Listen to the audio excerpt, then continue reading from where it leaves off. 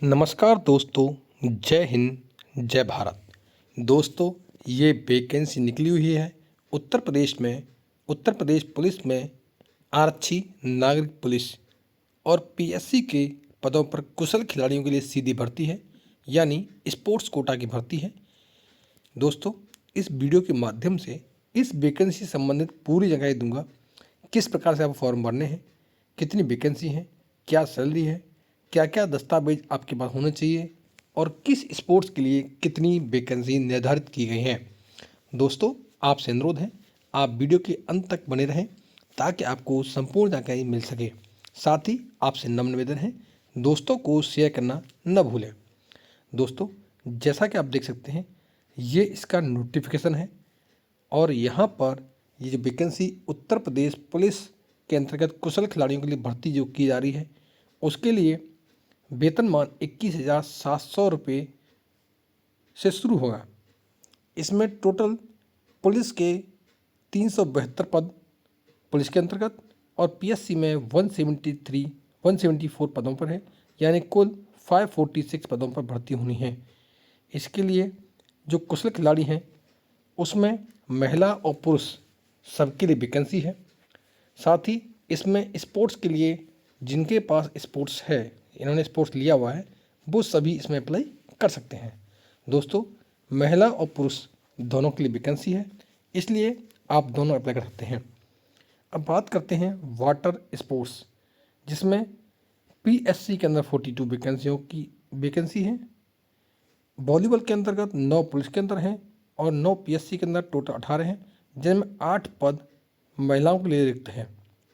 Basketball के अंदर 9 पद हैं जो पुलिस के लिए और 8 पद पीएससी के लिए हैं, टोटल 17 हैं। 9 पद महिलाओं के लिए हैं। कबड्डी में 6 पुरुषों के लिए, 6 पीएससी के लिए और 6 महिलाओं के लिए भी हैं। फुटबॉल की बात करते हैं, फुटबॉल में 10 पुलिस में, 9 पीएससी में, टोटल 19 और 22 महिलाओं के लिए है। जो महिलाओं के पद हैं वो अतिरिक्त हैं पुरुष के। यहाँ पर जो बात करते हैं, यहाँ पर देख सकते हैं आप, ये जो संख्या है ये पुरुषों के लिए है और ये महिलाओं के लिए है। साथ ही फुटबॉल में 22 महिलाओं के लिए है। टेबल टेनिस में 6 पुरुषों के लिए, 3 पीएससी में और टोटल 9 हैं और 8 पद महिलाओं के लिए हैं। बैडमिंटन में सेम ऐसे ही है। क्रॉस कंट्री, अब बात करते हैं क्रॉस कंट्री, हॉकी, तीरंदाजी, जिम्नास्टिक, भारोत्तोलन, वुशु, जूडो, बॉक्सिंग, एथलेटिक्स, तैराकी, ताइक्वांडो, शूटिंग, साइकिलिंग, कुश्ती, कराटे, फेंसिंग और खो खो। टोटल बात करते हैं तो टोटल 350 वैकेंसी पुरुषों के लिए और 196 वैकेंसी महिलाओं के लिए रिक्त की गई हैं। कुशल खिलाड़ियों के पास जो दस्तावेज होने चाहिए उनके बारे में जानकारी दूंगा। ये जो दस्तावेज हैं कुशल खिलाड़ियों के लिए संबंधित सेवा संपर्क में चयन हेतु उस वर्ष की रिक्तियों में 2% रिक्त पदों को अलग करके भरा जाएगा। उत्तर प्रदेश लोक सेवा आयोग के रूप में विकलांग, स्वतंत्र सेनानियों के आश्रित और भूतपूर्व सैनिकों के लिए भी आरक्षण है। इन वैकेंसियों के अंदर भूतपूर्व सैनिकों के लिए भी आरक्षण है। अधिनियम 1993, अधिनियम संख्या 40 सन 1993 की धारा 3 की उपधारा 3 के अनुसार यदि ऐसे अभ्यर्थी कुशल खिलाड़ी अनुसूचित जाति, अनुसूचित जनजाति या अन्य पिछड़े वर्ग के हैं तो ऐसे अभ्यर्थियों को नियमानुसार आरक्षण श्रेणी के लिए आरक्षित प्रतिशत के अधीन समायोजित किया जाएगा। दोस्तों, शारीरिक अगर विकलांग हैं व्यक्ति पुलिस सेवाओं के लिए पात्र नहीं हो पाएंगे, क्योंकि पुलिस के अंदर फिजिकल फिटनेस होना अति आवश्यक है। दोस्तों, इसके लिए अप्लाई करने की जो तिथि है 14/12/2023 से है, जो अभी भी शुरू हुआ है। आवेदन करने की अंतिम तिथि 1/1/2024 है, तो आप तब तक इंतजार न करें, इन्हीं 14 दिन के अंदर कंप्लीट करके भेज दें। आवेदन शुल्क जमा करने की अंतिम तिथि 1/1/24 है। उस समय सर्वर लोड होता है, दिक्कत होती है, आप फॉर्म आप डाल नहीं पाते, इसलिए आप आज से ही डालना शुरू करें। दोस्तों, आवेदन शुल्क की बात करते हैं तो इस भर्ती के लिए सभी श्रेणियों के लिए 400 रुपये रहेगा। आवेदन शुल्क भारतीय स्टेट बैंक द्वारा जो शीर्षक जो अकाउंट में दिया गया है इस पर जमा कर सकते हैं चालान के द्वारा।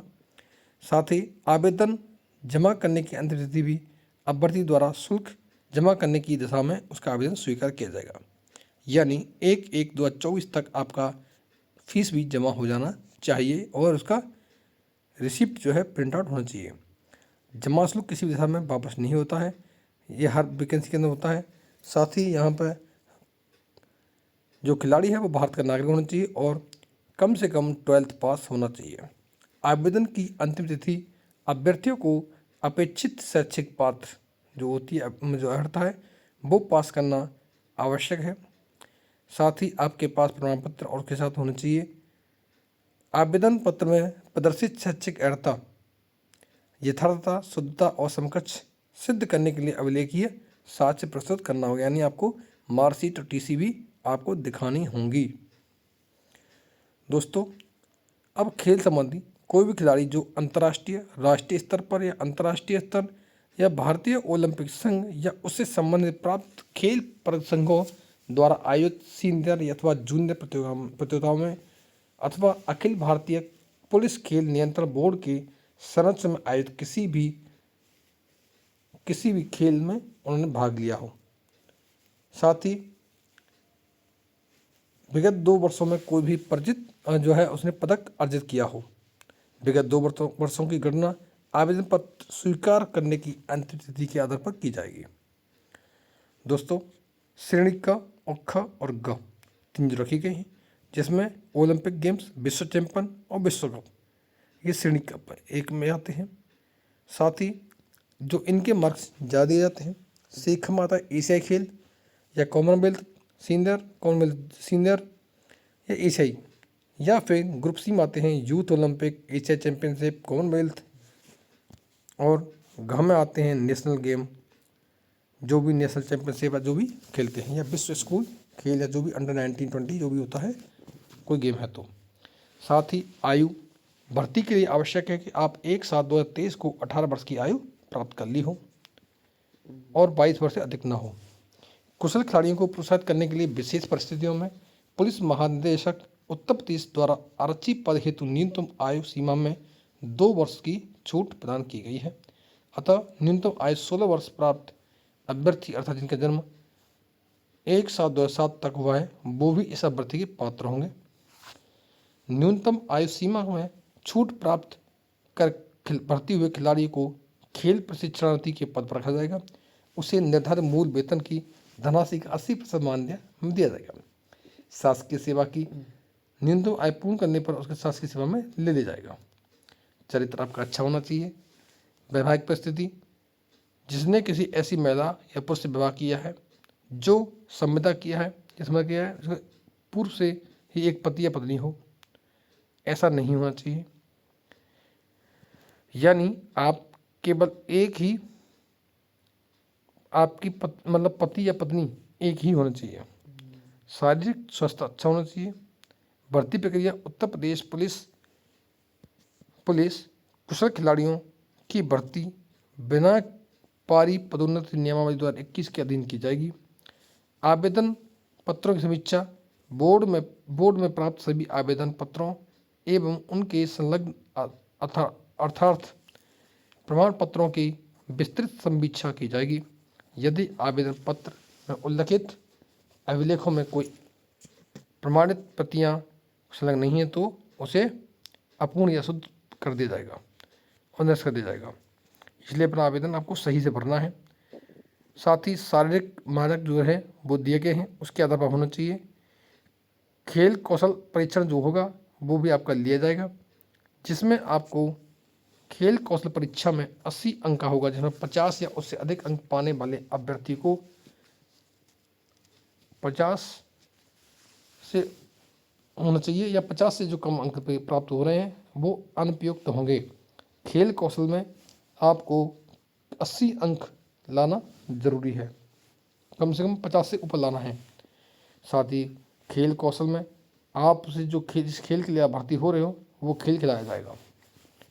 खेल प्रमाण पत्रों की मूल्यांकन की जाएगी जो 20 अंकों का होगा, यानी खेल कौशल परीक्षण 80 अंकों का और प्रमाण पत्र 20 अंकों का, टोटल 100 अंकों का दिया जाएगा।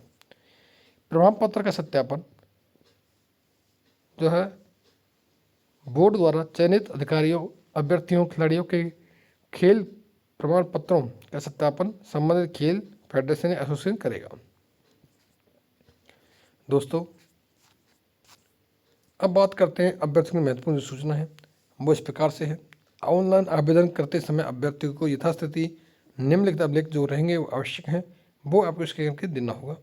जैसे आयु एवं शैक्षिक अर्हता संबंधी अभिलेख, खेल अर्हता संबंधी अभिलेख, मूल निवास प्रमाण पत्र, जाति प्रमाण पत्र या फॉर्म को स्कैन करके अपलोड करने हेतु अभ्यर्थी को नवीनतम आवश्यक रंगीन फोटोग्राफ।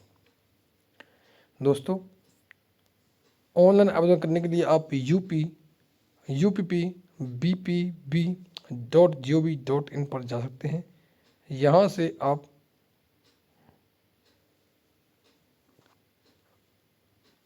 आप इसको अप्लाई कर सकते हैं। अप्लाई करने के लिए आप देख सकते हैं uppbbb.gov.in है और साथ ही हेल्पलाइन नंबर दिया गया है। हेल्पलाइन नंबर है यहाँ का 9154109946। इस पर भी आप संपर्क कर सकते हैं। दोस्तों, फोटोग्राफ आपका साफ आना चाहिए और जो साइज दिया गया है वो निर्धारित साइज आपको मिलना चाहिए। दोस्तों, सबसे महत्वपूर्ण बात यह है, जैसा कि आप देख पा रहे हैं,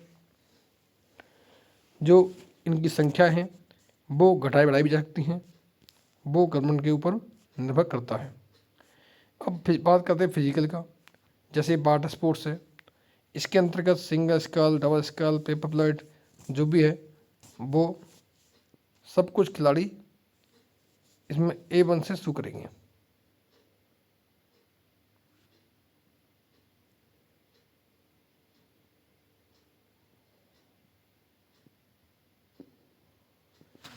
दोस्तों, ये जो गेम है ये अनेक प्रकार की गेम है और उनमें उसके हिसाब से वैकेंसी और उनके हिसाब से नंबर दे रखे हैं। दोस्तों, आपसे नम्र निवेदन है कि वीडियो को दूसरों को शेयर करना ना भूलें, साथ ही चैनल को सब्सक्राइब करना ना भूलें। तो दोस्तों, ये इसका फॉर्म रहेगा। धनराशि जमा करने का 14 फॉर्म लेगा जो स्टेट बैंक में आप जाके जमा कर सकते हैं।